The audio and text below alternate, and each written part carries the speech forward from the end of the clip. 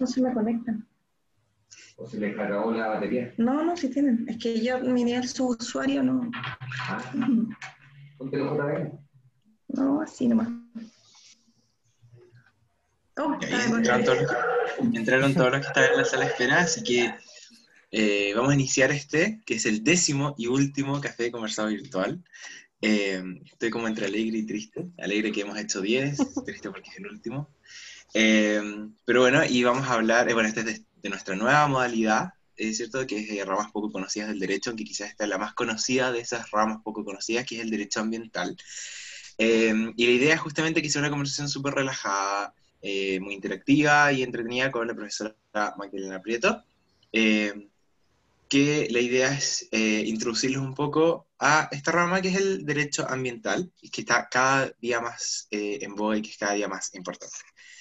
Para esta actividad estamos trabajando en conjunto con la Secretaría Medioambiental, por eso está Javier Fernández acá, que me va a ayudar a dirigir las preguntas y la conversación. Ídolo. Bueno, les presento. Oh, ¿qué pasó? Hijos. ¿Cómo?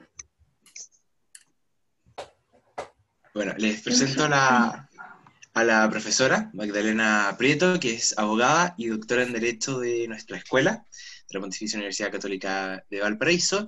Actualmente es directora de los diplomados en Derecho Ambiental y en Contratación Pública. No, De ya nuestra... no, solo ambiental. Ah, de contratación.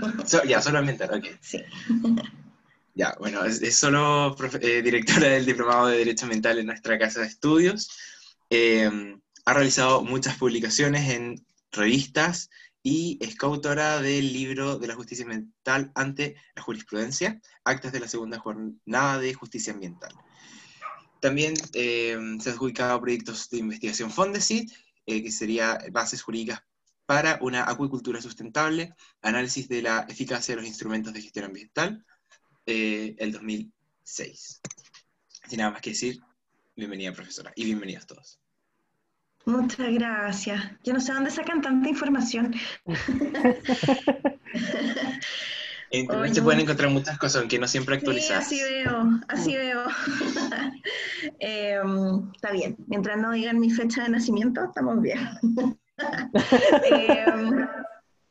Oye, muchas gracias por la invitación, lo felicito además porque veo que han hecho varias jornadas de estos conversatorios, que además se agradecen harto en esta instancia y en estas formas donde hoy día es tan difícil poder reunirse, poder conversar, ¿cierto? Ya no tenemos la instancia de la cafeta, como para vernos a lo mejor en algún recreo, en algún receso, ¿cierto? O toparnos ahí en los pasillos, así que, o el después de clase, que a veces también uno se puede quedar un ratito conversando. Entonces, hoy día la verdad es que estas instancias así son buenas también como para poder recuperar un poco ese espíritu colectivo de la universidad, ¿cierto? Así que bueno, yo vine un poco, y como les decía antes, vengo un poco motivada por el título, ¿cierto? Este café conversado, sin una presentación formal, porque como les decía antes, a mí me gustaría que el título es bastante amplio, ¿cierto? El derecho ambiental, y un poco me decían que contara cómo me tropecé yo con el derecho ambiental, por qué me metí en esto, ¿cierto?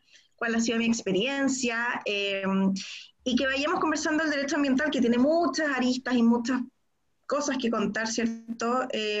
A partir de las inquietudes que ustedes tengan, ¿ya? Veo varios nombres, caras no tanto porque no hay cámara, pero... Sí, bueno, aprovechemos nombres. para invitarlos a encender las cámaras, porque sí también es más cercano, más real. Da lo mismo que estén comiendo, tomando algo, porque Sí, esa es la idea también. Sí, qué rico poder verlo, sí. Así Sí, que vamos, qué bueno, caras que no veía hace tiempo. Así que el señor Chermack le creció el pelo. Candidato. Así que súper bien. Y a otros que a la Isadora, por ejemplo, nos hemos topado en clase últimamente. Así que con Joao también ahí en el proyecto Puentes. Así que, bueno, qué bueno que podamos conversar. A Tomás también hace tiempo que no sé nada de él. Les cuento un poco cómo me metí yo en el derecho ambiental, cuál ha sido un poco mi experiencia. Y como ustedes ya se podrán imaginar, la verdad es que yo de hecho yo no hice derecho ambiental en la universidad como ramo optativo, pese a que se existía, no lo tuve, y mi aproximación al derecho ambiental, obviamente, como podrán adivinar, fue desde el derecho administrativo, ¿ya? Desde el derecho administrativo, y fue precisamente cuando yo estaba en mi etapa de elaborar mi memoria de pregrado. Yo estaba, bueno, esto está siendo grabado, así que no vamos a contar tantos detalles, pero mi memoria de pregrado, en ese momento en que uno no sabe que, bueno, antiguamente no había un ramo tampoco de memoria como lo hay hoy día, ni de metodología. Nosotros salíamos de quinto año sin la memoria, teníamos que hacer el examen, la memoria y la práctica, todo eso después de salir, ¿cierto?, de egresar. Y entonces uno se enfrentaba a que tenía que buscar un tema, que tenía que buscar un profesor, ¿cierto?, igual como pasa hoy día. Y en ese momento, claro, lo primero que decía, bueno, de repente voy a hacer una memoria de historia del derecho, una memoria, ¿cierto?, o pensaba buscar algún tema que fuera relativamente rápido. Y en esa búsqueda, me acuerdo que primero fui a hablar con el profesor Salinas. El profesor Salinas me dijo, si usted quiere hacerlo en derecho, en historia del derecho, no hay problema, pero con todo lo que usted me cuenta, ¿a usted le gusta el derecho administrativo? ¿Qué está haciendo aquí? Y en realidad, bueno, tenía toda la razón, así que me fui derechito a ver a mi profesor de derecho administrativo, que en ese minuto fue, bueno, el profesor Jorge Bermúdez en Derecho Administrativo 2, que fue nosotros fuimos al primer curso cuando él llegó. Así que conversé con él y él me dijo, y de hecho yo le dije, me interesa, profesor, hacer una memoria sobre derecho administrativo, me interesa la responsabilidad, a lo mejor responsabilidad por actuación ilícita del Estado. Y me dice, sí, muy bien, súper interesante, no hay problema, pero ¿sabe qué? Yo tengo un proyecto Fondesit, que es el que señalaba recién en la presentación, sobre la acuicultura y el derecho ambiental en materia de acuicultura, así que si usted quiere hacer una memoria conmigo, yo tengo la posibilidad de hacer una memoria sobre este tema por el proyecto Fondesit. ¿Le interesa? Ya, pues. Ya, perfecto. Entonces empecé a averiguar e investigar un poco sobre derecho ambiental, no había mucho en esa época, y acto seguido estaba en eso cuando el profesor además me dice, ¿sabes qué? En geografía hay también, necesito que alguien haga las clases de Derecho Ambiental para la Escuela de Geografía. ¿Te interesa hacer las clases? Porque yo no las puedo hacer. ¿Ok? Yo siempre fui de las que se tiraba un poco suicida, ¿cierto? Me tiraba siempre en primera lista, era voluntaria, a morir ahí, ¿no? Entonces ya dije, ya bueno, nunca había hecho clases, así que tuve que aprender mucho, tuve que meterme en derecho ambiental así, de un piscinazo al derecho ambiental. Y me empezó a gustar. Me empezó a gustar, empecé a investigar, ¿cierto? En un momento además donde el derecho ambiental era muy incipiente en nuestro país, y después con los años pasó el tiempo y se dio la oportunidad, la posibilidad de postular y ser seleccionada como directora regional de la entonces CONAMA, de la CONAMA. Cuando justamente se estaba modificando la institucionalidad ambiental y la CONAMA después se convirtió en Ministerio de Medio Ambiente, Servicio de Evaluación Ambiental y Superintendencia. Y yo después quedé como directora regional del Servicio de Evaluación Ambiental en la región de Valparaíso, y después tuve otro cargo en la dirección ejecutiva, coordinadora de regiones. Entonces el vínculo obviamente ya no fue solamente desde desde desde la academia, ¿cierto? Desde la investigación, sino que también un vínculo desde lo profesional, desde la práctica. Y a mí siempre me ha gustado mucho eso, tener un pie en la academia y el otro pie, ¿cierto?, en la práctica profesional, porque creo que las dos cosas se complementan muy bien. La mejor forma de encontrar problemas jurídicos, ¿cierto?, es precisamente en la práctica profesional. Así que bueno, luego de eso he mantenido el vínculo a través de, obviamente, del diplomado en la escuela, ¿cierto?, de las clases, en una oficina también ambiental en Santiago, modalidad teletrabajo. Yo tengo teletrabajo desde hace mucho tiempo, mucho antes de la pandemia. Así que esa ha sido un poco mi experiencia de cómo llegué me tropecé sin querer, queriendo, con el derecho ambiental, me enamoré del derecho ambiental y he seguido entonces toda mi vida dedicada a eso, al punto tal de que obviamente después cuando hice mi doctorado en derecho, el mismo profesor que guió mi tesis de pregrado después fue mi director de tesis doctoral, ¿cierto?, el profesor Jorge Bermúdez, y lo hice sobre derecho ambiental. Entonces, pero como les decía, siempre desde una aproximación del derecho administrativo, ¿ya? Entonces, y ahí el derecho ambiental tiene una amplia gama, ustedes se pueden aproximar desde distintas aristas, ¿cierto? Desde lo constitucional, desde el derecho civil, desde el derecho tributario, hoy día también, ¿cierto? Desde el derecho económico, desde obviamente, ¿cierto?, en teoría general del derecho también, en fin, hay desde distintas aristas, y por cierto, desde el derecho administrativo, ustedes se van a encontrar que siempre el control de la administración, las autorizaciones ambientales, la fiscalización, ¿cierto?, la generación de normas, el cómo se maneja el riesgo, ¿cierto?, a través de distintos instrumentos de gestión. En nuestro país, sobre todo, ¿cierto?, está establecido el derecho ambiental sobre la base, como muchos de ustedes saben, hay una ley que es la ley 19.300, que es la ley de bases del derecho ambiental, ley de bases generales del derecho ambiental, y esta ley establece estas bases a partir de la gestión del medio ambiente en base a instrumentos de protección ambiental, ¿ya? Entonces, estos instrumentos que pueden ser normas, ¿cierto?, pueden ser planes, pueden ser autorizaciones, ¿cierto?, también el establecimiento de un Servicio Nacional de Áreas Protegidas, ¿cierto?, un Sistema Nacional de Áreas Protegidas. Entonces, son distintos tipos de instrumentos y todos ellos, como ustedes pueden ver, obviamente, están dentro de las competencias de un órgano administrativo y por lo tanto siempre se va a requerir de conocimientos del derecho ambiental, ya sea que sea parte, ¿cierto?, desde la vereda pública y también desde la vereda privada cuando se quiera realizar alguna actividad, por ejemplo, que se requiera algún permiso o controlar algún acto de la administración, ¿cierto? Está siempre el derecho administrativo ahí presente. Así que me gusta mucho conjugar estas dos ramas del derecho.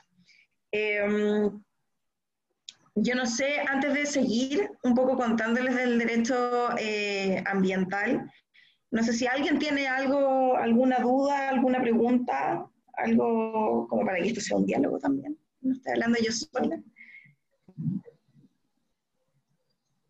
¿Alguna inquietud respecto al derecho ambiental? Yo no sé si todos saben o han tenido derecho ambiental o hay gente que a lo mejor no tiene idea de lo que es el derecho ambiental. También pueden hacer las preguntas en el chat si quieren, yo las leo, no hay problema. Dale, Chermak. Hey, ¿ahí se escucha, no? Sí. Ya, buenísimo. Hola, profesora, ¿cómo está? Hola, Diego. Solamente le quería preguntar cómo ha visto la evolución de la institucionalidad ambiental en Chile. O sea, quizás puede ser un poco amplio en ese sentido, pero quizás cómo ha visto la transición en cuanto a CONAMA, a medio ambiente y cómo quizás qué desafíos todavía tiene. Ya, no, muy buena pregunta. Efectivamente, el derecho ambiental, a ver, el derecho ambiental en términos generales es un derecho relativamente nuevo, eh, que nace por ahí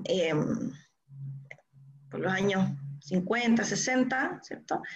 Y que por cierto, cuando nace en el mundo, como siempre a Chile llega un poquito desfasado, llega un poquito después.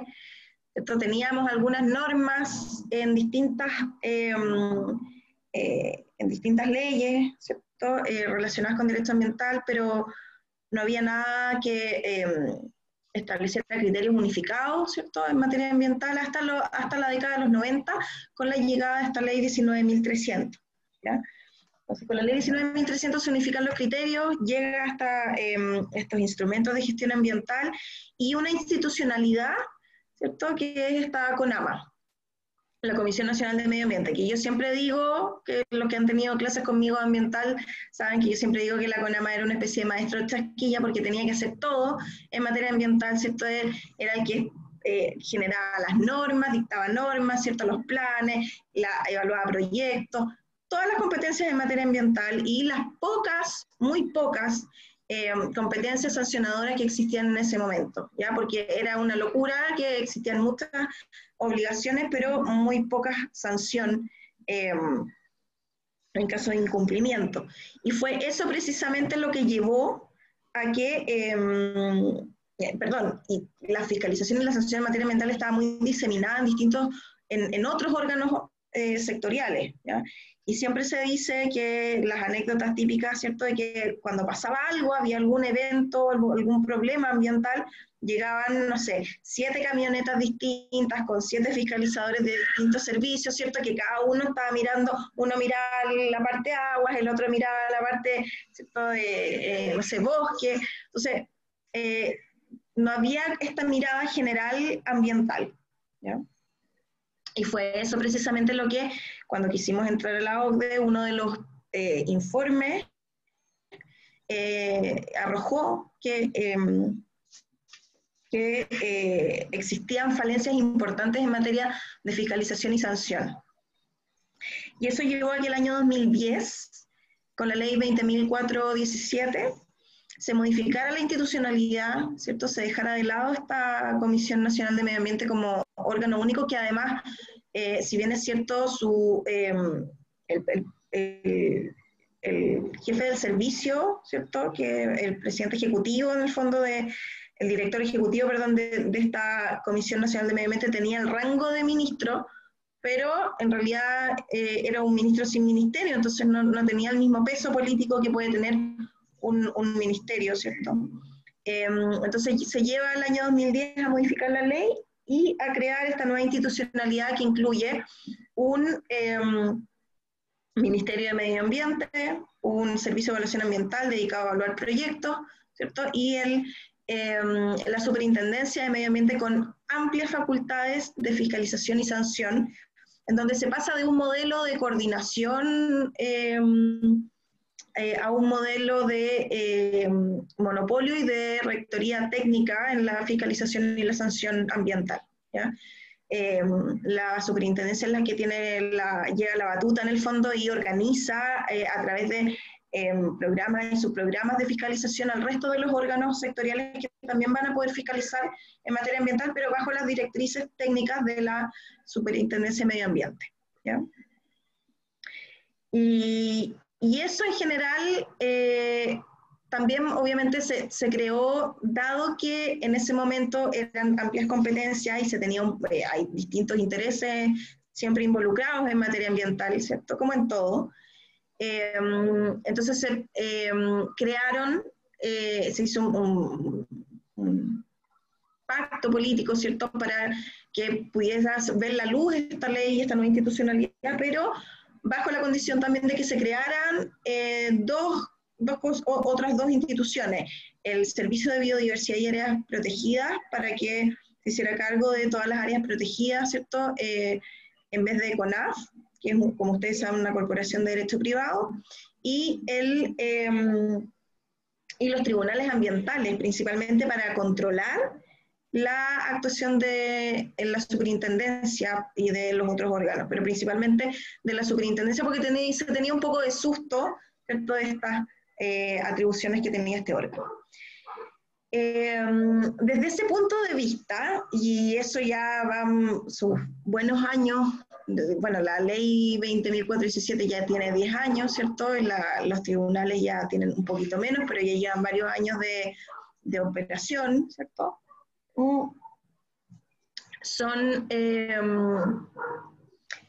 Ha sido, creo yo, un avance importante en materia ambiental, sobre todo, sin duda, en materia de fiscalización y sanción.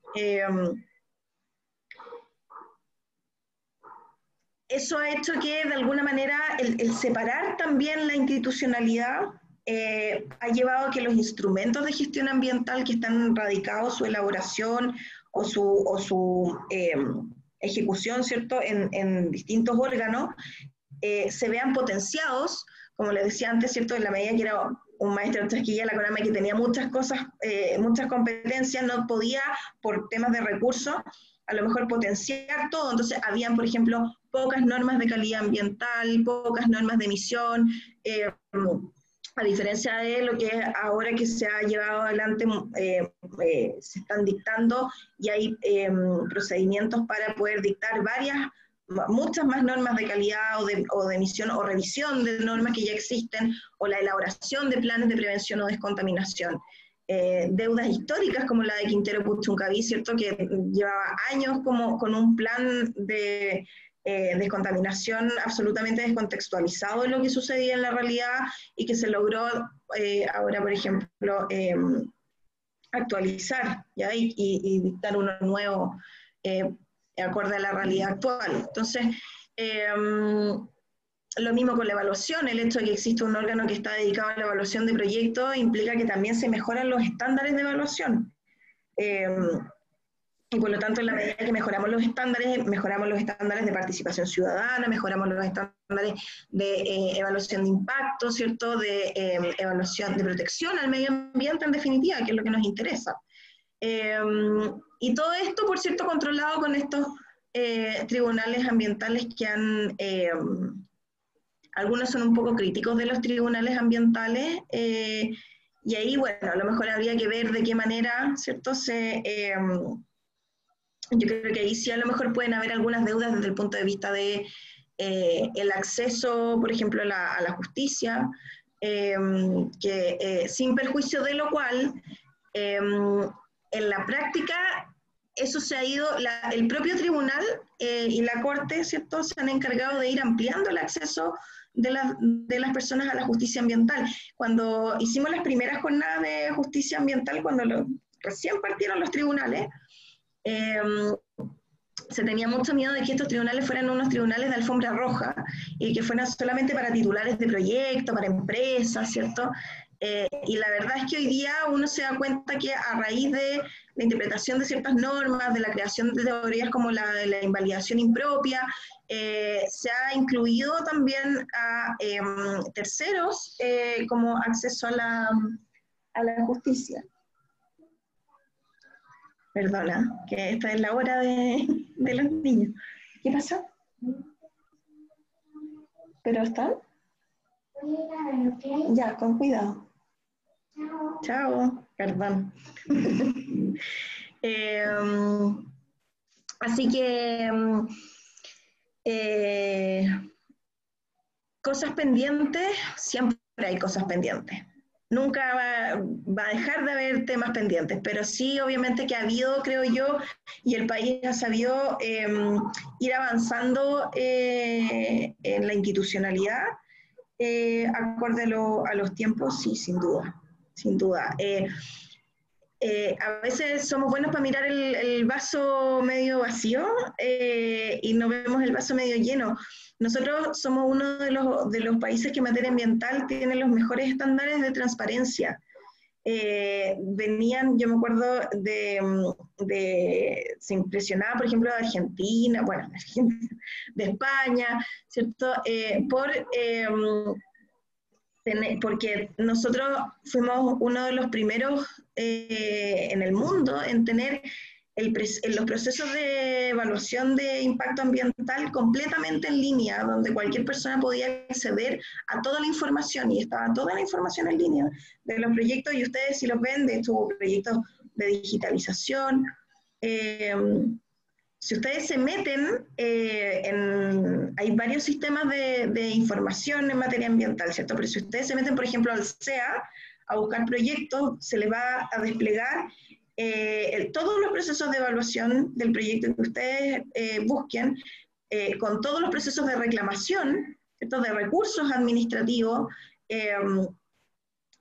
todas las observaciones ciudadanas que se hacen y las actividades de participación ciudadana. De hecho, la participación ciudadana, que tiene unas guías propias de servicio, tiene unos estándares bastante avanzados respecto de otras participaciones ciudadanas de otros órganos del Estado. Lo mismo, por ejemplo, en el caso del SNIFA, del Sistema Nacional de Información en materia ambiental, ¿cierto?, de la Superintendencia.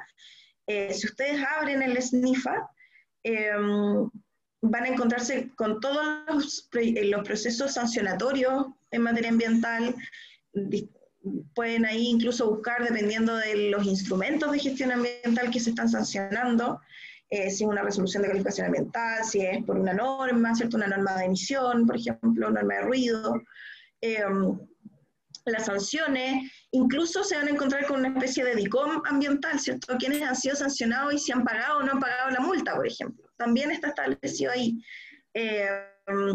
Entonces, se van a encontrar también en ese mismo con todas las sentencias de los tribunales, los dictámenes en materia ambiental de la Contraloría que son relevantes. Entonces, hay una cantidad de información importante. De hecho, yo en un grupo también ambiental que me invitaron hace un par de semanas a conversar, les mostraba que en la página web del Ministerio de Medio Ambiente, si ustedes se meten, van a encontrar también, por ejemplo, toda la información relacionada.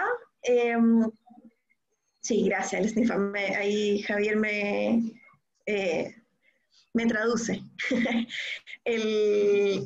Si ustedes se meten a la página web del Ministerio de Medio Ambiente, van a encontrar, por ejemplo, todas las carpetas también de todos los procedimientos administrativos de elaboración de planes y normas, ¿ya? Entonces, hay una cantidad de información, lo que pasa es que hay que saber buscarla, pero hay una cantidad de información que está en línea, que es de acceso público, que en materia ambiental, que es bastante importante y relevante, ¿ya?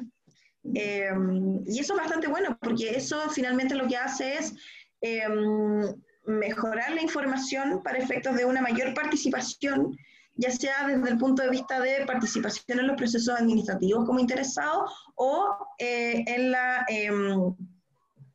misma impugnación, ¿cierto?, o reclamación de los distintos instrumentos. No sé si alguien tiene alguna otra duda. Andrés Oliver y Tomás Águila tienen levantadas las manos. Andrés Oliver estaba primero.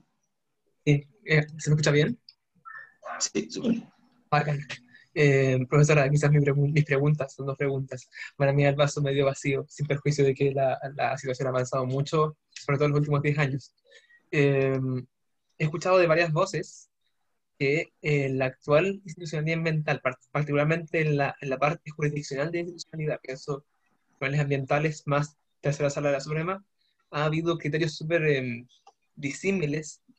Creo que puede ser un poco por la juventud de la institucionalidad o por la juventud dogmática que tiene el derecho ambiental, pero como que he escuchado que no se ha contribuido mucho en cuanto a certezas jurídicas, que un tribunal de repente dice A y el tribunal del lado dice B, y a veces incluso en un tribunal cambia criterios según cuál es el caso.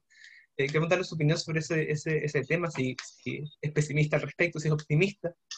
Y segundo, una pregunta quizás muy ambiciosa, porque puede dar para años de discusión, pero ¿cuáles son a su juicio las falencias y cómo se podría mejorar la institucionalidad ambiental en Chile?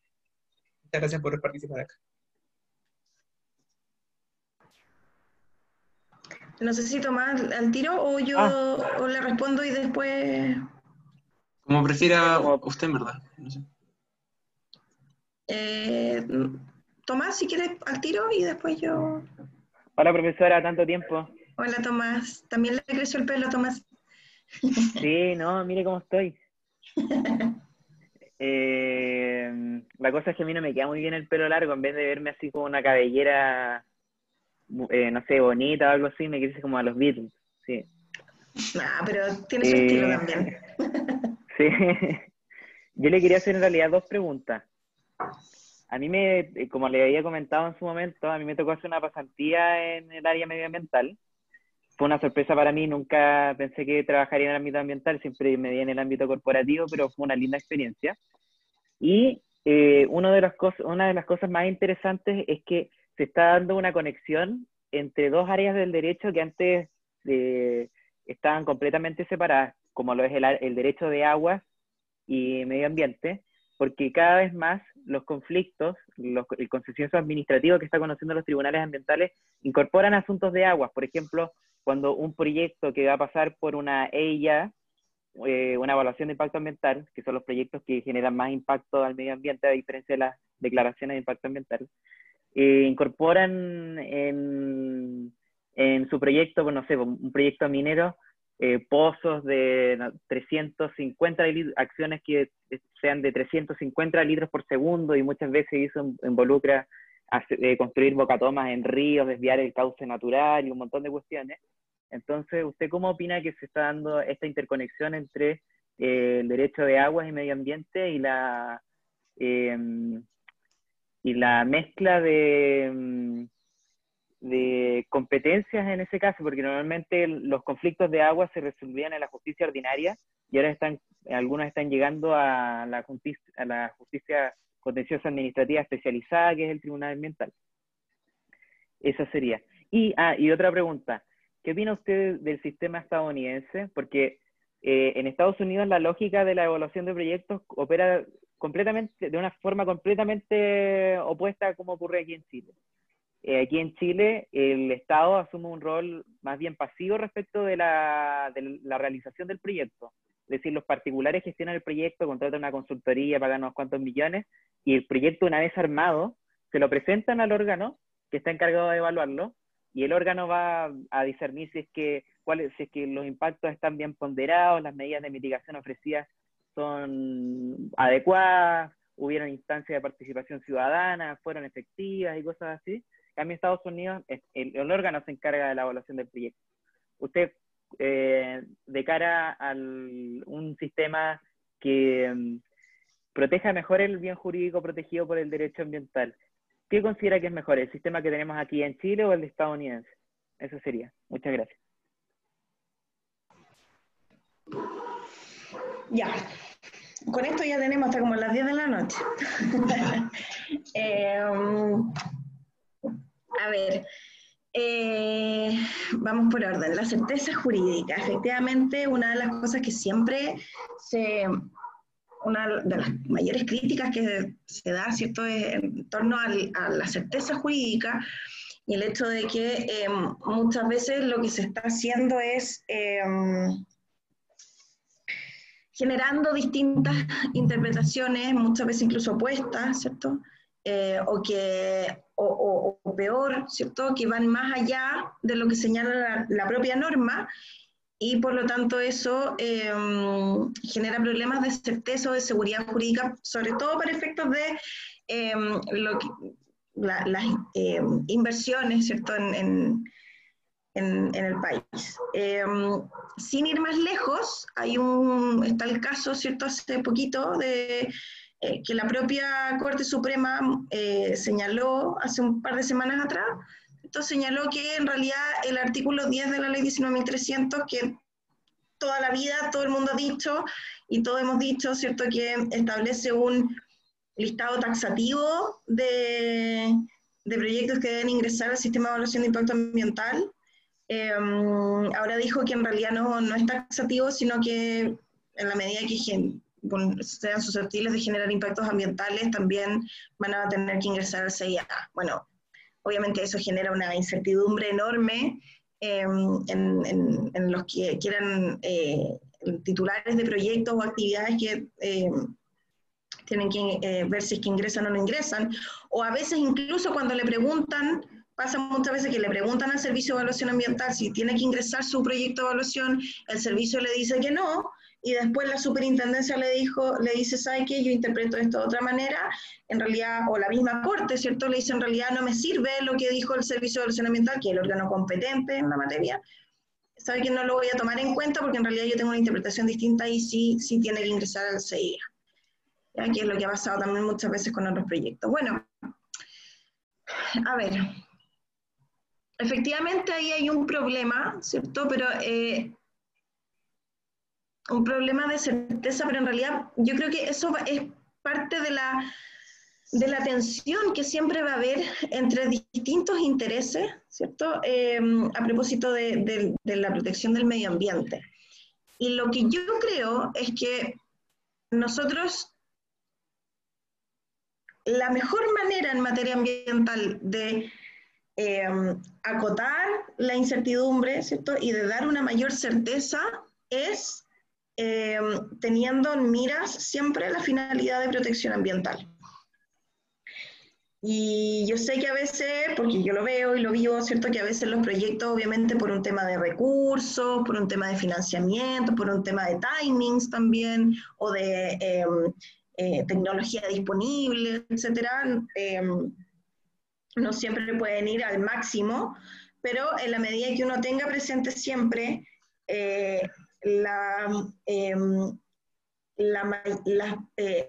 los principios que sustentan, ¿cierto? El derecho ambiental en su máxima expresión desde el punto de vista, por ejemplo, de la participación ciudadana, de que sea la mayor participación ciudadana posible en la elaboración de proyectos, son los modelos más exitosos finalmente con los vecinos. Si los proyectos que tienen que quieren cumplir con el mínimo, ¿cierto? Normativo, muchas veces son los que después van generando algunos conflictos. Yo siempre le digo, ¿cierto? Lo ideal es que, por ejemplo, haya una participación ciudadana temprana, antes de ingresar al CIA, que la gente se entere por el propio titular del proyecto, qué es lo que quiere hacer ahí. Eso incluso es un modelo mucho más exitoso porque a veces también puede la propia empresa tomar, y han habido casos, por ejemplo, de que la propia ciudadanía les da buenas ideas para tomar en el diseño del propio proyecto. Entonces, claro, cosas que están pendientes, por ejemplo, en materia de participación ciudadana, yo creo que hoy día ya no hay espacio para hacer esta diferencia entre declaración y estudio de impacto ambiental para efectos de que proceda la participación ciudadana. Y de hecho había un proyecto de ley que quedó ahí durmiendo, ¿cierto? Bueno, no era el bajo proyecto de ley tampoco, pero que terminaba con esa diferencia, y yo creo que eso es algo que se tiene que hacer. O sea, ahora, claro, ahí hay un problema también desde el punto de vista de los recursos, ¿ya? El Servicio de Evaluación Ambiental tiene una cantidad de proyectos que evalúa anualmente enorme. Entonces, ¿cómo lograr con los recursos que el servicio tiene una adecuada participación ciudadana en todos los proyectos, ¿ya? Pero yo creo que hay fórmulas y hoy día es mucho más fácil hacerlo también con ayuda de la tecnología, ¿cierto? Con ayuda también de servicios con las municipalidades, etcétera. Y es posible entonces ampliar la participación ciudadana a todo tipo de proyectos. Ese es un tema que yo creo es un desafío que está pendiente. Ahora, el hecho, como les decía antes, el hecho de que no exista no significa que los mismos titulares no puedan, por ejemplo, hacer participación ciudadana temprana o tener vínculos con la ciudadanía al margen de la evaluación de proyectos.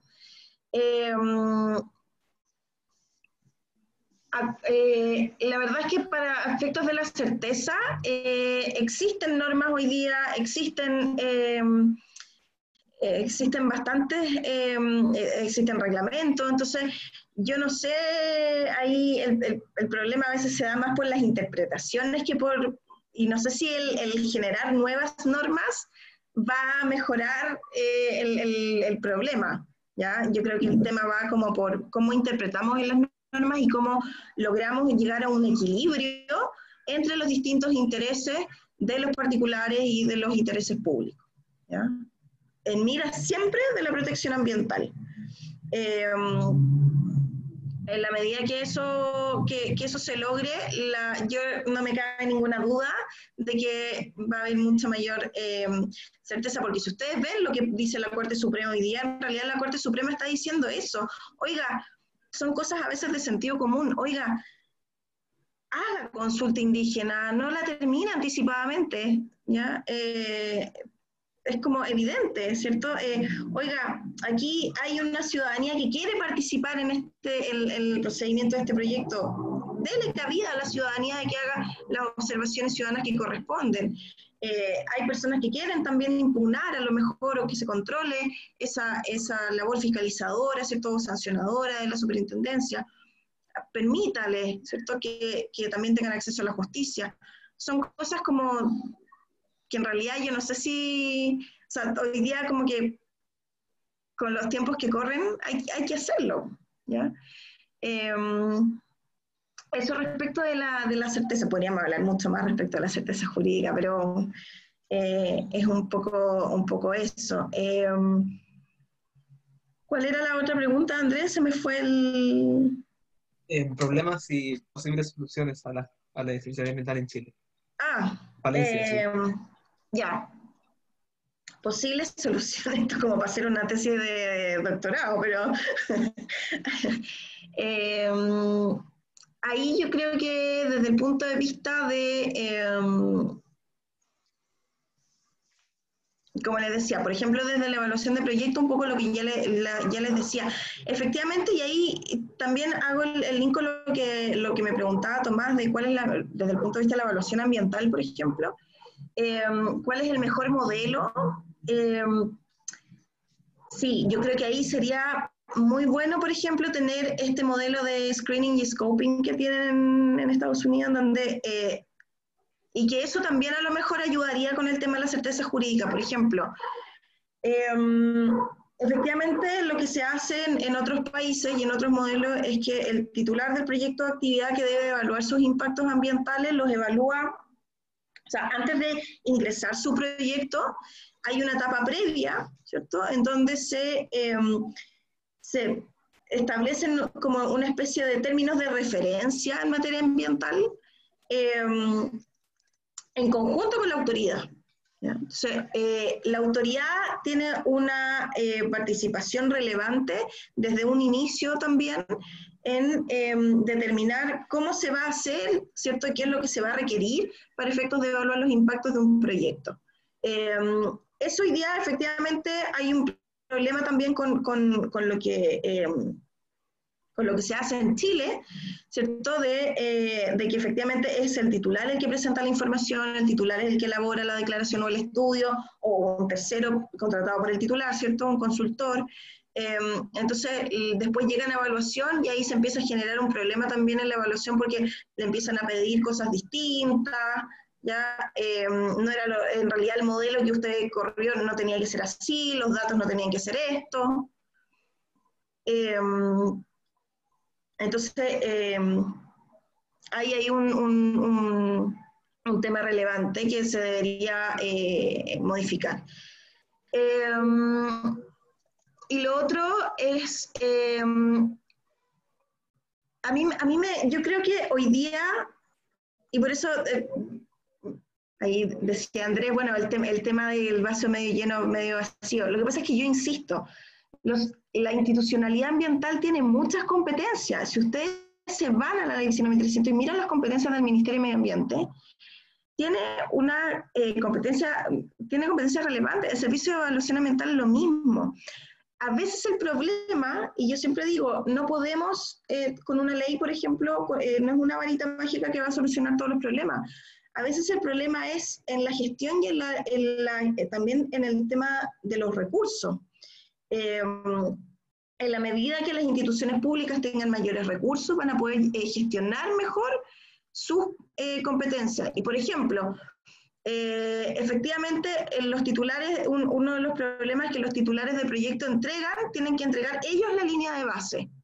Y no siempre los servicios públicos tienen una línea de base levantada como para poder contrastar si lo que le dijo el titular es efectivo o no, aunque ya esa brecha es menor, ¿ya?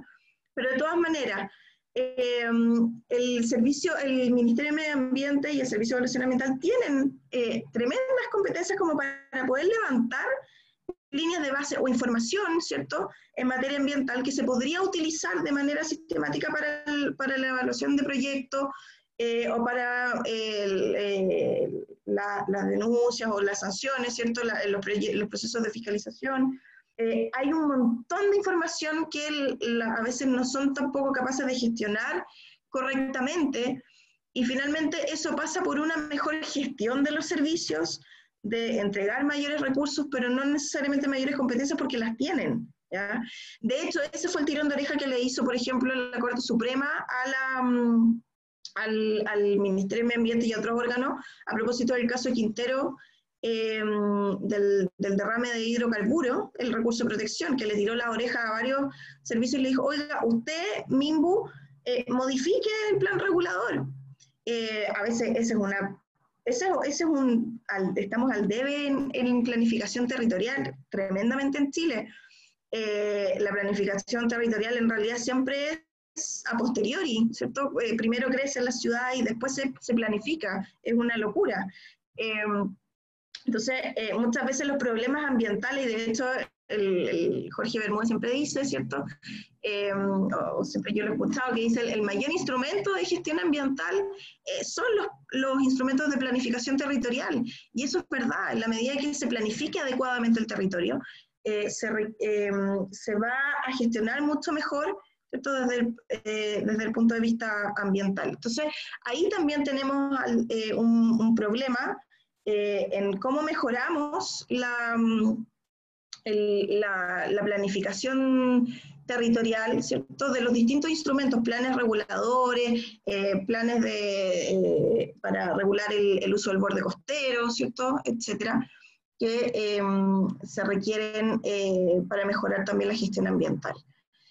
No sé qué me va quedando pendiente, qué me faltaba. El tema del agua. El tema del agua, efectivamente, ha sido un problema histórico, y que el agua siempre se ha visto con una mirada muy añeja ya a estas alturas, ¿cierto?, del Código de Agua, en que se gestionaba más, no como un componente ambiental. Y hoy día se está incorporando esa mirada de componente ambiental, que es una mirada que uno podría decir es bastante obvia, ¿cierto?, pero que no estaba a lo mejor tanto. Y hoy día se incorpora tanto desde el punto de vista de la evaluación. Siempre ha estado en la evaluación ambiental de proyectos, ¿cierto?, desde la década de los 90 cada vez más, desde el punto de vista de la gestión del recurso hídrico, más bien desde una posición de que haya una disponibilidad del recurso, ¿cierto?, que existe, que no se agote el recurso, y cómo lo mantenemos, ¿cierto? Y además, también la gestión del recurso hídrico desde el punto de vista del riesgo, y hoy día, por ejemplo, hay un montón de normas de emisión, de normas de calidad secundarias ambientales, normas secundarias en relación a ríos determinados, ¿cierto?, a lagos, a fuentes hídricas que son relevantes y que también van a gestionar de alguna manera el riesgo. Entonces, lo que hay que hacer ahora, y lo que estamos al debe, sin duda, es cómo incluir esa mirada y complementar ambas miradas, ¿cierto?, de lo que tradicionalmente conocemos como el derecho de aguas, traerlo y complementarlo con el derecho ambiental, ¿cierto?, de una manera uniforme. Y hoy día eso se da con aún más importancia, ¿cierto?, y con mayor, se le ha dado más hincapié a eso, porque a partir de lo que pasa con el cambio climático y con el hecho de que esto va generando también que tengamos que incluir algunas medidas de adaptación a lo que sin duda está pasando en algunos lugares, ¿cierto?, como Petorca, o como en varios lugares, ¿cierto?, que son reconocidos por el problema de la gestión de los recursos hídricos, ¿ya? No sé si alguien más quiere comentar algo para tomar agüita por mientras, a propósito. Yo había visto una mano alzada, me parece que era Joao. No sé si todavía tienes una pregunta si la quieres hacer ahora. Sí tengo, es muy cortita. Buenas tardes, profesora. Hola, También Joao. agradecer por su presencia acá con nosotros. Y quería preguntarle sobre, yendo un poco lejos de lo que estaba hablando, la formación del abogado ambientalista o del abogado regulatorio, del ámbito regulatorio. Tuve la oportunidad de hacer una pasantía también en área ambiental, en Santiago en el verano. Y mi primera impresión, no había tenido el optativo de ambiental también. Mi primera opción fue que no podía entender las resoluciones de la superintendencia, algunos fallos del tribunal eran muy, muy difíciles para entender. Y uno de mis abogados tutores me dijo que él estaba pensando en un par de años, en un par de meses, no me acuerdo cuándo, realizar un curso de especialización en derecho ambiental, pero desde el punto de vista biológico o químico, del área de las ciencias. Entonces quería saber, más allá de manejar bien al revés del derecho, el derecho administrativo, ¿habría otra recomendación para los que eventualmente queramos desempeñarnos en esta área? Sí, una de las cosas más lindas del derecho ambiental es que es un derecho bastante transversal, que además uno puede ¿cierto? Dialogar y trabajar, ¿cierto? En conjunto con muchas otras profesiones. De hecho, nosotros tengo que estar constantemente en comunicación con ingenieros ambientales, con geógrafos, ¿cierto? Sociólogos, a propósito del componente humano, un montón de profesiones que están en el ámbito ambiental, ingenieros, ¿cierto? En general, que a veces no siempre son relaciones pacíficas, pero son muy entretenidas.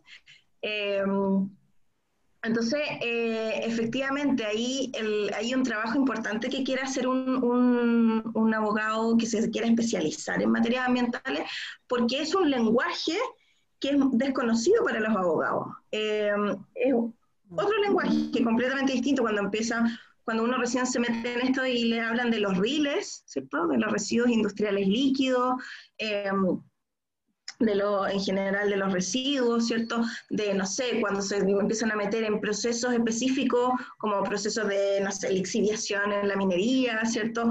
Cosas específicas que uno tiene que aprender, un lenguaje que tiene que empezar a manejar. Obviamente que eso lo da, en primer lugar, lo da la práctica y el meterse en los temas, ¿cierto? Por un lado.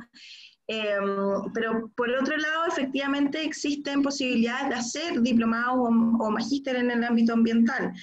Ahora, por lo pronto, en pregrado, lo ideal sería que tomaran el curso de Derecho Ambiental, ¿cierto? Porque eso ya les da un panorama general y un barniz del derecho ambiental. Y luego está la posibilidad de, bueno, en la misma escuela tenemos, aquí voy a aprovechar de hacer propaganda, tenemos el diplomado, que el diplomado en Derecho Ambiental, que es un diplomado, no es porque yo lo dirija, pero de verdad, y esto ya estamos ya estamos en la 9ª versión, y tenemos muy buenos profesores, y muy buenos módulos, ¿ya? Y eso ha sido reconocido. De hecho, siempre nos están pidiendo porque tenemos ministros del Tribunal Ambiental, personas que trabajan en la superintendencia, en los distintos órganos, ¿cierto? Entonces, es bien interesante porque además se da una mirada, siempre tratamos de dar esa mirada como de lo público y lo privado, ¿ya? Que también se nota mucho a veces en lo ambiental. Entonces, tomar un diplomado, obviamente no es el único diplomado que hay, pero es el mejor, no. Y magíster también hay, obviamente. ¿Qué pasa? Velo con el papá. Ya, perdón. Y ahí, obviamente, yo te diría, yo no estoy tan segura que tomar un diplomado o un magíster en otra cosa que no sea derecho sea lo mejor, ¿ya? hay algunos magíster o diplomados que dan, que tienen como una especie de también curso previo, diplomados de Derecho Ambiental que tienen algún curso previo como para poder homologar eso, ¿cierto? O durante la misma, la misma dictación de los cursos se va un poco tratando de hacer equiparar, ¿cierto?, a las personas que no tienen algún conocimiento de algo en particular, de que lo tengan. Pero yo te diría que desde el punto de vista del derecho ambiental no es necesario saber en detalle de proceso. Para eso están los ingenieros, para eso están, ¿cierto?, los sociólogos. O sea, uno tiene que saber que si se quiere meter en derecho, con las herramientas jurídicas, la práctica y a lo mejor el conocimiento, la investigación, ¿cierto?, de estos temas, finalmente va a terminar entregando lo que uno requiere saber como para poder hacerse cargo de lo que tiene que hacerse cargo en materia ambiental. Ahora, obviamente que desde el punto de vista personal, si uno tiene una inquietud y quiere hacer ese curso, está muy bien, pero no es que sea necesario para poder introducirse en el derecho ambiental hacer un diplomado o hacer un magíster en un ámbito distinto al jurídico. Incluso, es más,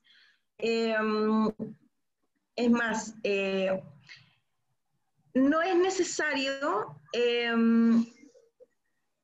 y de hecho, si ustedes ven, por ejemplo, porque cada uno va a tener, o sea, esa es la gracia del derecho ambiental, que uno trabaja de la mano con otros profesionales, precisamente porque uno le da la mirada jurídica y son los otros profesionales los que dan la mirada específica del área que sea, ¿cierto? Y no es tan fácil tampoco tomar un diplomado o un magíster en algo, en química, por ejemplo, porque a lo mejor eso nos va a dar la parte solamente química, pero a lo mejor necesitamos, en el derecho ambiental vamos a necesitar desplegar un montón de conocimientos de distintas áreas, de la ciencia, de la economía, la sociología, ¿cierto? Entonces, a lo mejor tomando un solo diplomado sobre un tema específico no va a ser suficiente tampoco para manejar todo el lenguaje que a lo mejor se requiera para la variedad de casos que uno puede encontrarse en su vida en el derecho ambiental. Entonces, yo diría que tal vez es mejor tomar un diplomado o un magíster, ¿cierto?, en derecho ambiental específico, y eso nos va a dar el lenguaje que requerimos y necesitamos, y el resto la práctica, ¿cierto?, o la investigación, más que algo puntual. Y decir además, bueno, que esta interdisciplinariedad también se ve, por ejemplo, en el caso de los diplomados, en el diplomado nuestro, muchas veces 50% son abogados y el otro 50% de alumnos son de otras profesiones. Y en el caso incluso del Tribunal Ambiental, por ejemplo, ustedes saben, el Tribunal Ambiental es un órgano de composición mixta, donde dos colegiados, donde dos ministros son abogados y el otro es un ministro del área de las ciencias. Y esa área de las ciencias es tan amplia que puede ser de distintas ciencias. Entonces, no, como les digo, ¿cierto?, es bastante amplio. Yo me atrevería a decir que con esa especialización que comentaba Joao sería suficiente. Súper. Nico, sí. me das un segundito que en realidad me tengo que ir ahora tenemos que conectarnos al consejo, ya otra de las últimas actividades que nos van quedando como centro de estudiantes. Y quería aprovechar antes de irme de darle las gracias a la profesora, en realidad por participar en estas instancias, probablemente sea la última que tengamos de este tipo y en realidad siempre he tenido muy buena disposición para acompañarnos en actividades de este tipo y me parecía prudente darle las gracias. Lamentablemente me tengo que ir, me abstendré a dar la pregunta por respeto a las preguntas que vienen, pero nada de eso, profesora. Darle muchas gracias también por haberse hecho parte de esto. No quería irme sin darle las gracias. Gracias, José Manuel. Gracias a ustedes por la invitación y como saben, bueno, siempre que se requiera, feliz de poder conversar con ustedes. Y felicitaciones por el trabajo efectuado durante todo este tiempo.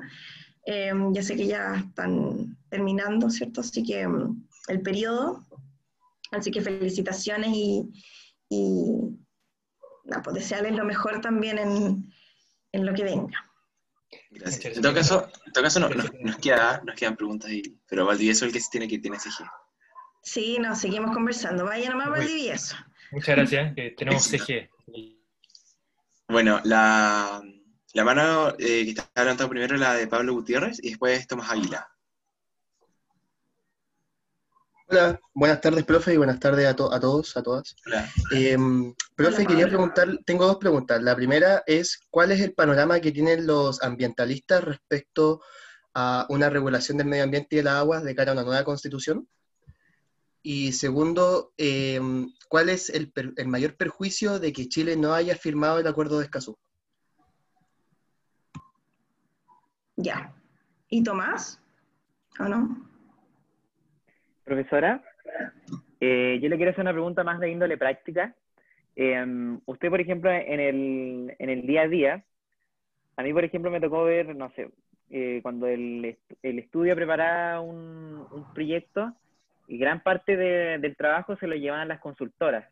Por ejemplo, no sé, la inversión total era de $1.000 millones para hacer una termoeléctrica, y no sé, se le pagaban 50 millones de pesos a la consultora, y la consultora proponía cuestiones de riesgo para proteger al gaviotín chico, que era una especie que estaba ahí, para que el proyecto no se construyera de junio a agosto, porque ahí el gaviotín chico estaba, no sé, apareándose, y se construyeran otros días porque emigraba el gaviotín chico, y se proponían que, no sé, pues la chimenea tuviera determinada altura para que el gaviotín chico que vuela a cierta altura no chocara con y un montón de cuestiones. Por ejemplo, cuando a usted le toca un proyecto, ¿se externaliza esa parte desde el punto de vista jurídico? O sea, obviamente, pero ¿se externaliza, o por ejemplo usted trabaja en un equipo de profesionales que se encargan de hacer el proyecto conjuntamente, o eso se deja normalmente a consultoras especializadas y usted después arma el proyecto y hace la resolución desde un punto de vista jurídico y las otras áreas? Ya. A ver, antes a propósito de lo que dice Andrés en el chat, solamente señalar que, porque quería que sorteara un cupo al diplomado entre los asistentes, pero decirle, y la buena noticia, es que para todos los diplomados hay becas que se sortean en realidad un concurso, ¿cierto? Ustedes pueden concursar y por lo general siempre hay, esa es la beca alumni, parece que se llama, no sé en realidad, pero los egresados de los últimos 3 años pueden postular al diplomado, y de hecho nosotros todos los años tenemos becados de egresados, ¿cierto?, que hacen el diplomado. Así que cuando ustedes egresen, si es que están interesados, pueden postular a la beca al diplomado, no hay problema, ¿ya? Eso, así que no lo sorteo aquí, pero lo sorteamos después, la beca. A ver, varias cosas. Desde el punto de vista del tema de la Constitución, ¿cierto? Pablo creo que me preguntó. Efectivamente, si hay una discusión,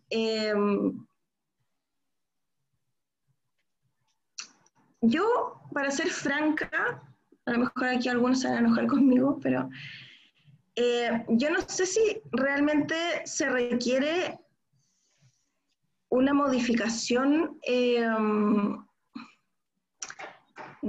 constitucional para el tema de poder complementar estas visiones del derecho de aguas con el derecho ambiental. Sí se requiere, creo yo, una nueva interpretación, tal vez, el cómo interpretamos la Constitución, sabiendo que existen deberes constitucionales en materia ambiental, ¿cierto? Y que es lo mismo que me pasa con el tratado, con el acuerdo de Escazú. Me pasa un poco lo mismo. Yo no sé si lo que dice el acuerdo de Escazú en realidad iba a generar una diferencia muy grande respecto de lo que nosotros tenemos hoy día, ¿ya? A diferencia de otros países. Nosotros hoy día tenemos mucho regulado en materia de participación ciudadana, de acceso a la justicia, ¿cierto?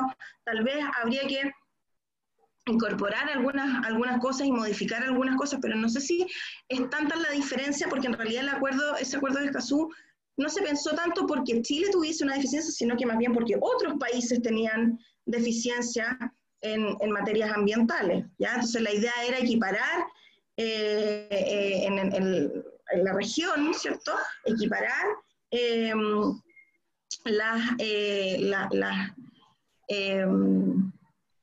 las necesidades ambientales, ¿cierto? De todo, y lo que se estuviese regulando, ¿cierto? Las falencias que existiesen, pero no principalmente en Chile. De hecho, por eso Chile fue uno de los que llevó adelante el proceso de elaboración de este acuerdo.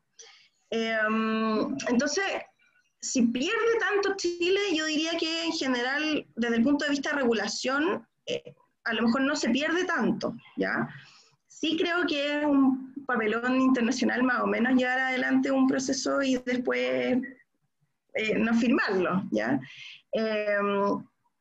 Pero bueno, eso ya queda en otro plano, pero desde el punto de vista estrictamente jurídico, yo no creo que lo que diga ahí, ¿cierto? El acuerdo de Escazú vaya a ser una gran diferencia respecto de lo que tenemos hoy día en Chile.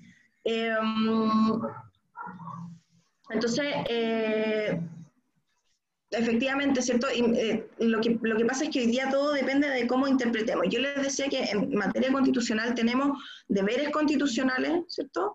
El deber del Estado de velar porque no se vulnere el derecho a vivir en un medio ambiente libre de contaminación, y un deber también constitucional de preservación de la naturaleza. Y eso tiene que permear a todo lo que hagan los órganos de la administración del Estado, ¿cierto? Y todos los órganos, no solo de la administración del Estado, de los distintos poderes del Estado, desde el punto de vista de la jurisprudencia, ¿cierto? De las sentencias que se dictan, que tienen que tener esta mirada, ¿cierto? Una interpretación siempre que esté acorde a estos deberes y a estos derechos constitucionales. Entonces, finalmente, eso tiene que permear también al poder legislativo, y es ahí donde yo creo que hay que hacer modificaciones a lo mejor importantes para efectos de hacer conversar un sistema completamente añejo en materia de aguas con el sistema ambiental. Ya hay algunas cosas, ¿cierto? Desde el punto de vista del caudal ecológico, etcétera, pero es ahí en el plano legislativo en donde yo creo que hay que hacer y donde creo que se pueden hacer las modificaciones sustanciales para poder generar un sistema que sea un complemento relevante. No quiero entrar en mucho detalle porque si no vamos a estar hasta pasado mañana hablando de derecho de aguas y derecho ambiental, pero creo que desde el punto de vista legislativo es donde se deberían hacer las modificaciones sustanciales en derecho ambiental, ¿ya? Yo soy una convencida de eso, la verdad, y que desde el punto de vista ambiental, constitucional, el énfasis hay que ponerlo en haya o no haya una nueva constitución, al margen de lo que pase después, ¿cierto? Si haya o no haya una nueva constitución, creo que lo que sí tiene que haber, sin duda, es una nueva forma de interpretar la Constitución, ¿ya? Que tenga esa mirada ambiental que muchas veces no se tiene, y que permita avanzar desde el punto de vista de las políticas públicas y desde el punto de vista de avances legislativos también, para mejorar la protección ambiental, ¿ya? En la medida que se tenga eso como eje o como norte, me parece que eso va a mejorar sustancialmente en el ámbito de aguas, en el ámbito de la evaluación ambiental, en el ámbito de la planificación, porque finalmente, si se dan cuenta, es algo que abarca distintos derechos, distintos ámbitos, ¿cierto? Y por lo tanto, me parece que yo pensaba a propósito de lo que pasó ayer en el fútbol, ¿cierto? Finalmente, el VAR, el VAR con V, ¿cierto? El VAR, que era como y a propósito lo que hablamos de la certeza también, el VAR, que uno podría pensar que era como la promesa de un mundo mejor en el fútbol, porque ahora íbamos a tener, sí, certeza de que lo que pasara ahí, íbamos a saber lo que pasaba, iba a tener las consecuencias que corresponden. Oye, al final, igual que en el derecho, las reglas del juego, ¿cierto?, dependen de cómo se gestionen, cómo se ejecuten y cómo se interpreten. Eso es donde hay que poner la clave, ¿ya? No todo se mejora con la varita mágica de la ley o de la Constitución. Lo importante es cómo se gestiona, cómo se interpreta y cómo se ejecuta.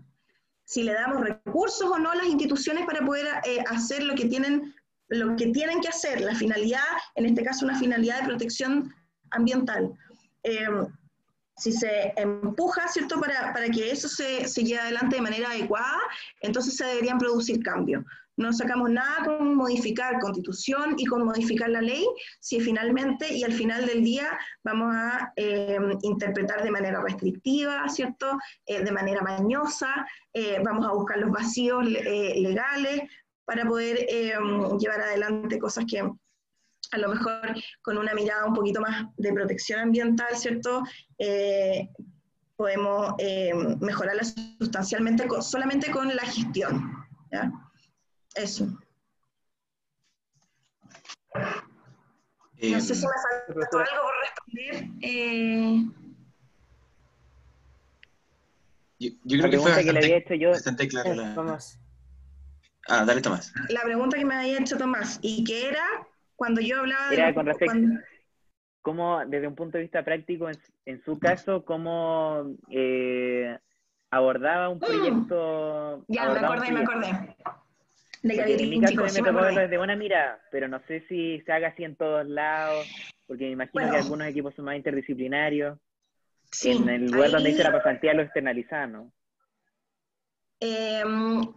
Lo que yo siempre le digo, lo decía cuando trabajaba en el ámbito público y lo digo también a los clientes ahora en el ámbito privado, lo ideal es que el abogado ambiental esté siempre desde un inicio en el proyecto, con una mirada estratégica, ¿ya? Voy a hablarlo primero desde el punto de vista, después te cuento qué es lo que he visto, pero yo creo que, porque muchas veces las personas, ¿cierto?, se acuerdan de los abogados ambientales cuando las cosas ya pasaron, y cuando quieren que el abogado arregle, le entregan el muerto, ¿cierto?, le dicen, arrégleme esto, revívame esto. Y a veces es imposible porque las cosas se hicieron mal, ¿cierto? Entonces, es muy importante, creo yo, cuando se está dentro ya sea que uno es abogado de un titular de proyecto o de una comunidad que va a participar, ¿cierto?, en una evaluación o en un procedimiento determinado, siempre los que tienen que estar presentes ahí, me parece, con una mirada estratégica, son también los abogados ambientales. Y por eso es que este trabajo colaborativo con otras profesiones son tan importantes también, porque como se incorporan varias miradas, ¿ya? Hay que tener el debido cuidado de que se complemente muy bien todo eso durante los distintos procesos, ¿ya?, de participación o de elaboración de proyectos o de normas, etc. Entonces, ahora, ¿cómo se hace eso en la práctica? Efectivamente, normalmente cuando se trata de medidas, lo que hacen los titulares es que se externaliza, son muy pocos los proyectos que ellos mismos hacen la elaboración de medidas y qué sé yo, porque también son cosas muy específicas. Entonces a lo mejor no todos van a saber de las mejores medidas para resguardar el gaviotinchico, ¿cierto? O para resguardar una determinada especie, o una especie, no sé, el belloto del norte. Entonces, esas especies, sobre todo que son protegidas, no todos van a saber, ¿cierto?, sobre un tema en particular, entonces se externaliza normalmente a una consultora ambiental, ¿cierto?, que a su vez, si es que es algo muy específico, lo externaliza nuevamente, ¿cierto?, lo subcontrata al experto, el experto forestal, ¿cierto?, un ingeniero forestal, o el experto, no sé, qué sé yo, el geógrafo, no sé, ahí el que corresponda. Entonces, el arqueólogo, a veces es cierto que los temas de arqueología también son muy, muy específicos. Entonces, eso yo creo que se hace así en términos generales. No está mal que sea así, creo yo, porque por lo que decía, que a veces son temas muy específicos y nadie puede abordar todos los temas, pero sí tiene que haber una mirada unificadora, y ahí es donde a veces los titulares de los proyectos fallan, porque nunca tienen que olvidar que el titular del proyecto son ellos. Entonces los que tienen que tener esa mirada holística del proyecto son ellos. Y que conversen, ¿cierto? Las medidas que se proponen en los distintos, respecto a las distintas medidas de mitigación, compensación, reparación de los distintos componentes ambientales. ¿Ya? Un poco eso. Gracias, profe. Andrés tiene la mano levantada hace un rato. Sí, quiero hacer una pregunta bien específica también. Quiero preguntarle al profe qué opina sobre el sistema de mercado de carbono que tiene la Unión Europea. Bueno, para explicarlo, no sé si lo explica bien, pero muy brevemente, la Unión Europea todos los años tiene una cierta cantidad de carbono total que se puede emitir la Unión, no sé, 200 toneladas de carbono en el año. Y vende bonos, que son en el fondo permisos, que las empresas compran para emitir carbono. O sea, yo soy una termoeléctrica, emito 10 toneladas al año, compro permiso por 10 toneladas para ese año. Y si al final del año emito menos, emito 8, puedo vender en el mercado esas 2 toneladas que me sobraron. Y si al revés, emito más, emito 12, por ejemplo, tengo que ir al mercado a comprar esas 2 que me faltan. Y si no lo compro, en el fondo tengo una multa que es bien grande. Y que en el fondo es relativamente flexible y dinámico en esa regulación, sin perjuicio de que todos los años se reduce el carbono que se compra a través de un precio bien alto en el mercado. Quiero preguntar qué opina de ese sistema. Y espero haberlo explicado bien. Sí, ese es un sistema que se generó hace mucho tiempo, a propósito, ¿cierto? Cuando partió todo esto de la ley del cambio climático, o sea, de la ley del tema, ¿cierto? El ítem cambio climático, calentamiento global, etcétera, se ideó esto. Esto obedece a un instrumento de gestión ambiental económico, de los instrumentos económicos de gestión ambiental, que pueden ser, por ejemplo, estos permisos de emisión transable en el mercado, o, por ejemplo, también dentro de los mismos ámbitos económicos están también los ecoimpuestos, ¿cierto? Ahora, estos permisos de emisión transable, yo como, en términos generales, como cualquier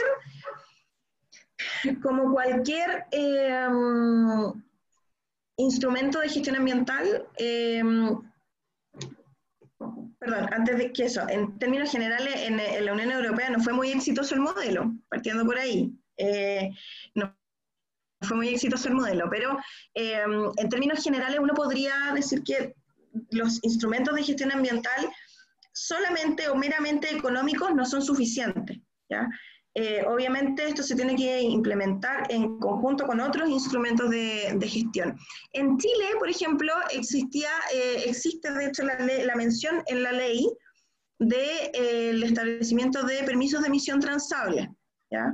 Que son, como bien dice Andrés, ¿cierto? Estos permisos que la autoridad ambiental que corresponda autoriza la emisión. Primero, lo que se tiene que hacer es determinar en un determinado territorio cuánto es lo que se va a autorizar emitir en general, ¿ya? Y por lo tanto, luego de eso, determinar si se emite, en este caso es de carbono, pero podría ser también de riles, ¿cierto? En general de cualquier contaminante, cuánto se va a autorizar entonces para emitir de ese contaminante en particular, y luego distribuirlo en relación a distintos actores que hay en ese lugar, ¿cierto? Y que eso se pueda transar en el mercado. Entonces yo voy a estar autorizada, como decía, si el máximo que se puede emitir es 10, a mí me van a dar 5, y al de al lado le van a dar 2, y al del más allá le van a dar 3. Yo puedo emitir hasta 5, y si quiero emitir más, entonces le puedo comprar a lo mejor al de al lado que tiene 2 y que no usa, puedo comprar y emitir 2 más, y entonces voy a poder emitir 7, ¿ya? Un poco esa es como la lógica, y eso obviamente bajo una lógica de mercado, ¿ya? Entonces, ¿Lo puedo interrumpir un segundo ahí? ¿sí? ¿Qué pasaría? Bueno, nunca había escuchado esto y como que me parece muy interesante. Pero, ¿qué pasaría si todas las empresas ocupan todos sus bonos? Nadie le puede comprar a nadie, no puede seguir. Ya, lo que ¿Entiendo? pasa es que ahí el tema está, bueno, esto entre paréntesis, para que se pudiese implementar en Chile se requeriría, porque la ley lo menciona pero no lo desarrolla. Entonces, uno de los problemas que siempre, o sea, se ha dicho para la implementación de esto es que no está la norma que permita desarrollar esto, y por lo tanto no existe efectivamente permiso de emisión transable en nuestro país como instrumento de gestión ambiental en la práctica, ¿ya? Ahora, efectivamente ahí lo que pasa es que, porque no es que a cada uno, que eso sí existe hoy día, no es que a cada uno se le permita emitir cualquier número, o sea, tiene que ser un número que sea el máximo que se va a distribuir. O sea, lo primero que tenemos que tener antes de distribuir permisos de emisión es saber cuál es la torta, antes de distribuir pedazos de torta. Y eso es sumamente complejo de determinar. ¿Cuál va a ser el máximo, ¿cierto? Que vamos la torta que vamos a repartir? Eso lo tiene que determinar el Estado, en definitiva, ¿cierto? Y por lo tanto, yo luego reparto esos pedazos de torta, ¿cierto? En base a lo que yo primero determiné. Entonces, esa primera pata, ¿cierto? De los permisos de emisión transales es sumamente complejo, ¿ya? Es un procedimiento sumamente complejo de determinar la torta que vamos a repartir.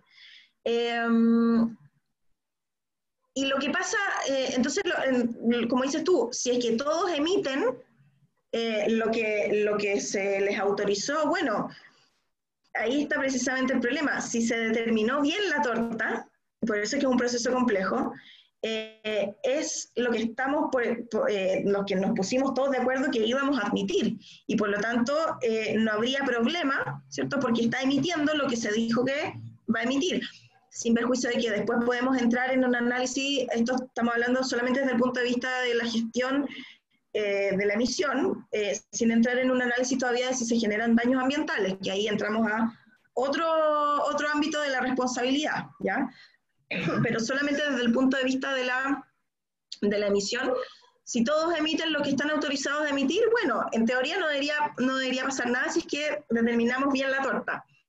Si es que la determinamos mal, que esto es con modelos y con distintos intereses, ¿cierto? Y todo, si la determinamos mal, bueno, ahí se pueden generar problemas importantes también desde el punto de vista de las externalidades del medio ambiente, ¿ya? Eso por un lado. Bueno, y también con lo que habría que hacer ahí, obviamente desde el momento en que empezamos a transar permisos de emisión, es que hay que regular un mercado de permisos de emisión. Porque si generamos un nuevo mercado, obviamente ese mercado puede caer en las falencias que puede caer cualquier mercado, ¿cierto? Y por lo tanto requiere de una regulación, más aún esta regulación específica que el no regularlo va a generar, podría generar, ¿cierto? Problemas importantes al medio ambiente, ¿ya? Que es como todos ustedes saben, es un bien de naturaleza colectiva. Entonces, de titularidad colectiva. Entonces, eso. Ahora, a propósito, saliéndome un poco de los permisos de emisión transable, a propósito de lo que me preguntas tú también, eso fue, por ejemplo, lo que dijo la Contraloría General de la República cuando revisó el plan de descontaminación de Quintero Puchuncaví y lo representó. No tomó razón de él en una primera oportunidad, porque precisamente las empresas normalmente, ya sea por norma, ¿cierto? Por norma de emisión, o ya sea por una resolución de calificación ambiental, tienen establecido cuánto pueden emitir de un determinado contaminante, de material particulado, de CO2, de ozono, etc. ¿Ya? Entonces, ¿hasta cuánto pueden emitir de ese, o de riles en el caso de las aguas? ¿Hasta cuánto pueden emitir de un determinado contaminante? ¿Ya? Se establecen estándares, ¿ya? O parámetros, y están autorizados a una determinada cuota, ¿cierto? Por ejemplo, en una resolución de calificación ambiental. Entonces, ¿qué es lo que habían hecho en un primer momento? Es que ustedes saben que cuando se declara zona saturada, ¿cierto? El Estado tiene que realizar el respectivo plan de descontaminación para efectos de retrotraer esa situación y llevarla a una situación de descontaminación, es decir, que no se supere la norma, el estándar que hemos establecido, ¿cierto? Y solamente esté en el ambiente, aire, agua o suelo, la cantidad de ese contaminante tolerado, ¿ya? Entonces, cuando se dicta el plan de descontaminación de Quintero Puchuncaví, el último, pasa primero se representa, y lo que dice la Contraloría es, mire, está muy bien todo lo que usted me dice, pero usted realizó todas sus medidas en base al máximo que está permitido emitir para cada empresa. O sea, usted realizó todas las medidas sobre un supuesto que no es el supuesto real, porque es el supuesto máximo. Si, por ejemplo, una empresa todas las empresas están al 100%, ¿cierto? Y en la realidad eso no era lo que estaba pasando, porque habían invertido en tecnología, etcétera, y estaban en la realidad, en lo fáctico, estaban emitiendo menos de lo que estaban autorizados. Entonces, obviamente que si yo hago todas mis medidas en base a un supuesto que no es real, y lo llevo al máximo, al 100%, si yo establezco las medidas sobre esa idea, en realidad no voy a bajar a un nivel de descontaminación real, ¿cierto? Frente al escenario efectivo que estaba pasando, sino que yo lo que requiero es realizar todas mis medidas en base a un escenario concreto, que era cuánto efectivamente están emitiendo esas empresas para efectos de generar medidas que sean efectivas, ¿ya? Pues si no, las medidas no iban a ser efectivas porque estamos llevando el instrumento a un máximo que no es real, y por lo tanto las medidas iban a llegar a las iban a cumplir probablemente, o ya las cumplían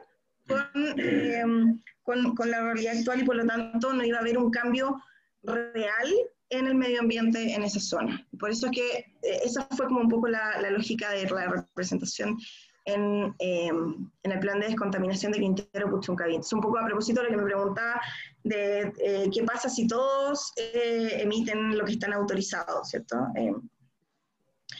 Si están autorizados a emitir, bueno, eso es lo que están autorizados a emitir, pues no pasa nada, salvo que si es que se ha modelado mal, pueden generar un daño ambiental, y ese daño ambiental entonces se corre por otras vías, no por el lado sancionatorio, ¿cierto?, sino que por el lado de la responsabilidad por el daño ambiental, y ahí hay que recurrir al interponer una demanda, ¿cierto?, una acción de reparación del daño ambiental ante el Tribunal Ambiental. Gracias, profe, por la respuesta. No sé si alguien tiene más preguntas, igual la profe hablaba harto, explicaba harto. Bueno, yo tengo una pregunta, en realidad. Quería saber el tema de los bosques, lo que es forestación, ¿hay una ley especial para esto? ¿Hay ley de deforestación, por ejemplo, como para los bosques y todo lo demás? En realidad lo pregunto con respecto a la cantidad de incendios que últimamente han estado ocurriendo, y además de que Chile cada cierto tiempo también tiene una buena oleada de incendios. Eso. Sí, a ver, desde el punto de vista de los bosques, hay una ley, principalmente dos leyes, diría yo, una que tiene que ver en realidad con fomento forestal, más que nada, más que con la protección ambiental, y la otra es la ley de bosque nativo, que estuvo más de 10 años todo lo que tiene que ver con bosque se demora mucho en salir del Congreso. Entonces, estuvo varios años ahí la ley de bosque nativo, pero finalmente hoy día existe, ¿cierto? Para efecto, cada vez que se tiene que cortar, ¿cierto? Talar bosque o formaciones xerofíticas también, ahí hay ciertas medidas que hay que cumplir, hay ciertas sanciones asociadas, si no hay un plan de manejo que tiene que aprobar CONAF. Obviamente está la ley de CONAF que le da a ella ciertas atribuciones, pese a ser una corporación de derecho privado, pero tiene ciertas atribuciones en materia de fiscalización, ¿cierto? Y de, como les decía, de aprobación de estos instrumentos. Ahora, hoy día se está en el Congreso, ojalá ya en etapas finales, la ley que crea el Servicio de Biodiversidad y Áreas Protegidas, ¿ya? Que si bien es cierto no tiene una relación directa con el tema forestal, pero que es importante porque es una de las cosas que se pretende, tiene relación en la medida que hay ciertas áreas, ciertos forestales que se quiere proteger y que por lo tanto se crean ciertos instrumentos y además un órgano específico que va a asumir ciertas competencias de la CONAF, en cierta medida, ¿ya? Y también había otro proyecto, no me acuerdo en este minuto el nombre, pero lo que se querían desde el punto de vista legislativo es separar las competencias de la CONAF para dos órganos distintos, uno que tiene que ver con todo el tema de protección del SNASPE, ¿cierto?, del Sistema Nacional de Áreas Protegidas, y otra que tiene que ver con el tema de incendios principalmente, ¿ya? A propósito de todo lo que ha pasado, y otorgarle a un órgano específico, no me puedo acordar el nombre, pero a un órgano específico que asuma, ¿cierto?, estas competencias en materia de incendios forestales, ¿ya? Entonces, pero hoy día es la CONAF, la ley de la CONAF, y hay una ley de bosque nativo, ¿cierto?, que establece además la posibilidad de proteger ciertas especies. De hecho, nosotros tenemos especies protegidas, como yo le mencionaba antes, el belloto, ¿cierto?, del norte. Hay varias especies que cuentan con una protección ambiental especial. O sea que si uno quisiera proteger un bosque, tendría que buscar alguna de estas especies para protegerlo. Y lo que yo le he dicho todo este rato, y la voluntad de protegerlo por parte de la autoridad. Porque además, ojo, que tiene que ser, o sea, no es que uno quiera proteger, no es que uno diga, hay un bosque de pino, lo voy a proteger. Tiene que tener ciertas características también, ¿ya? Yeah. Ciertas características que sean relevantes, obviamente, para el medio ambiente, para un ecosistema, ¿ya? Eso. ¿Y esos requisitos se encuentran en la ley de CONAF o en la de bosque nativo? Esas se encuentran en ambas, usted puede encontrar normas relacionadas, pero la de bosque nativo principalmente, diría yo. En la CONAF va a encontrar también varias normas que tienen que ver, pero ya con la forma de protección y competencias de los órganos. Profesora, siguiendo como la misma línea, ¿habría alguna forma quizás de parar o frenar, por ejemplo, los incendios que son provocados y que después curiosamente terminan siendo esa tierra que finalmente es quemada aparte de proyectos inmobiliarios? Bueno, que es difícil porque eso, o sea, con crear leyes a lo mejor no vamos a parar incendios, pues los incendios ahí hay que nuevamente intensificar las herramientas que hoy día tenemos un delito de incendio, como ustedes saben, ¿cierto? Para los autores de incendios, y a lo mejor hay que buscar qué herramientas también, por ejemplo, desde el ámbito municipal para proteger ciertos espacios, ¿cierto? En ese ámbito a lo mejor algunas competencias para la municipalidad que puedan proteger mejor esos espacios que son susceptibles de ser incendiados, ¿ya? Pero el cómo, bueno, no se me ocurre, ahí tendría eso, o sea, porque en realidad eso ya tiene que ver con el cómo prevenir la delincuencia. Por ejemplo, leía en alguna parte que decían que no sé tampoco en qué país, si es que se incendiaba un bosque, por ejemplo, no se podía construir nada allí alrededor de 50 años, más o menos. Ah, bueno, uno puede, ya, ex post, dice usted, ¿no? Como de prevenir, o sea, no prevenir los incendios, sino que prevenir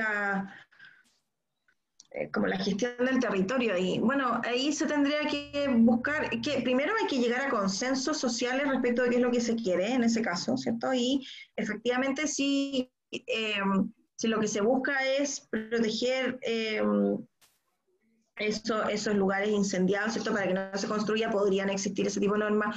Podrían existir también normas que establezcan una mejoría en ¿cómo se llama? En las plantaciones, ¿cierto? En cuáles son las especies que vamos a plantar, porque algunas son más ignífugas que otras, ¿cierto? En general, a lo mejor áreas de cortafuego, para que no se incendien todas las áreas, ¿cierto? Pero eso va a depender mucho claro, de qué es lo que buscamos y eventualmente se podrían generar medidas de ese tipo.